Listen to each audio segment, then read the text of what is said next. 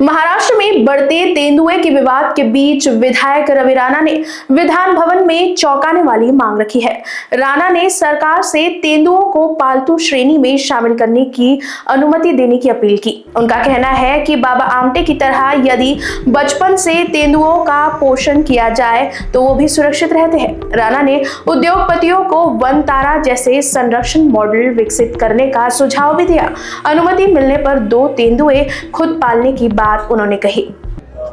आज संपूर्ण महाराष्ट्रामध्ये विदर्भामध्ये बिबट्याचा विषय ज्या पद्धतीनं तुम्ही पाहत आहे की बिबट्याचा विषय सगळीकडे सुरू आहे। अधिवेशनामध्ये अर्धा विषय जर पाहिला तर बिबट्याचाच विषय आहे, मीडियामध्ये बिबट्याचा विषय आहे आणि मोठ्या प्रमाणात अमरावती जिल्ह्यामध्ये सुद्धा बाजूला पोरा असो, मेलघाट असो, पूर्ण परिसरामध्ये मोठ्या प्रमाणात शहरामध्ये जे बिबटे येतात, नागपूरमध्ये येतात, मुंबईमध्ये येतात, तर बिबट्याला पाळीव प्राण्याचा दर्जा दिला पाहिजे।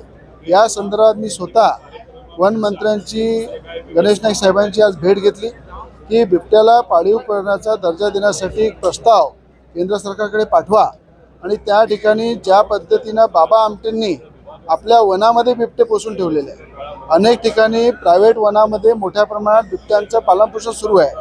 ज्या ठिकाणी वन ताराच्या माध्यमातून अंबानी परिवाराने अनेक प्राण्यांना संरक्षण दिलेलं आहे। आज तुम्ही घराघरामध्ये जर पाहिलं, देशातून परदेशातून मोठमोठ्या प्रकारचे कुत्रे, जे खतरनाक जातीचे कुत्रे आपण घरामध्ये पोसतो, त्यापेक्षा जर बिबट्याचं लहानपणापासून पालनपोषण केलं तर मला असं वाटतं बिबटेसुद्धा सुरक्षित राहतील, माणसंसुद्धा सुरक्षित राहतील आणि मोठ्या प्रमाणात हे नसबंदी वगैरे करायची गरज पडणार नाही। अशा प्रकारचा सल्ला आणि विनंती मी वनमंत्र्याला दिलेली आहे आणि प्रत्येक जिल्ह्यामध्ये वन तारासारखं एक मोठं झू प्रत्येक जिल्ह्यामध्ये तयार केलं पाहिजे। भले अंबानी कुटुंबाला आपण विनंती करू की ज्या पद्धतीनं गुजरातमध्ये तुम्ही वन तारा डेव्हलप केलं, महाराष्ट्राच्या प्रत्येक जिल्ह्यामध्ये वन तारा डेव्हलप करा। त्या ठिकाणी सगळ्या प्राण्याला सुरक्षित ठेवा, त्याला सगळं संरक्षण द्या। आणखी उद्योगपती जर देशामधले महाराष्ट्रामध्ये पुढे येतील त्यांना सरळ हाताने मान्यता द्या, परमिशन द्या आणि वन तारा हे प्रत्येक जिल्ह्यामध्ये झालं पाहिजे।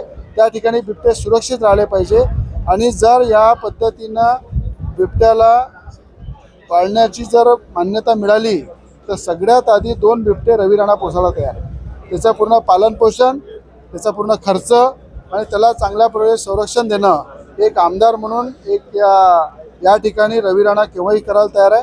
मग सरकारला विनंती केलेली आहे मी की पाळीव प्राण्याचा दर्जा पण द्या आणि बिबट्याला पोसण्याची सगळ्यांना जे उत्सुक आहे, जे त्याचं पालनपोषण करू शकतात त्यांना मान्यता द्या। सरकारने राबवली पाहिजे असं नाही वाटत तुम्हाला? नाही, वन तारा योजना जी आहे, ज्याप्रमाणे अंबानी कुटुंबांनी कोल्हापूरची हातणी तिला सुरक्षित वनतारामध्ये नेऊन ठेवलं होतं मध्ये, त्याच पद्धतीनं आपल्या महाराष्ट्रामध्ये जी बिबटे शहरामध्ये येत आहे, अंबानी कुटुंबांनाही, मला आनंद अंबानीला विनंती करतो, मी अनेक अडाणी परिवार आहेत त्यांनाही विनंती करतो, गौतम अडाणींना, जेवढे उद्योगपती काही मुंबईमध्ये आहे, नागपूरमध्ये आहे, पुण्यामध्ये आहे, त्यांनी पुढे येऊन वन तारासारखं प्रत्येक जिल्ह्यामध्ये झू जर तयार केलं, स्वतः पुढे येऊन जर आले तर सरकारने त्यांना सरळ हाताने मदत केली पाहिजे, त्यांना मान्यता दिल्या पाहिजे आणि उद्योगपतीच्या माध्यमातून वन तारासारखे मोठे झू प्रत्येक जिल्ह्यामध्ये डेव्हलप केले पाहिजे, अशी सरकारला मी आपल्या माध्यमातून विनंती करतो। Bureau report, Lokvahini news, Nagpur.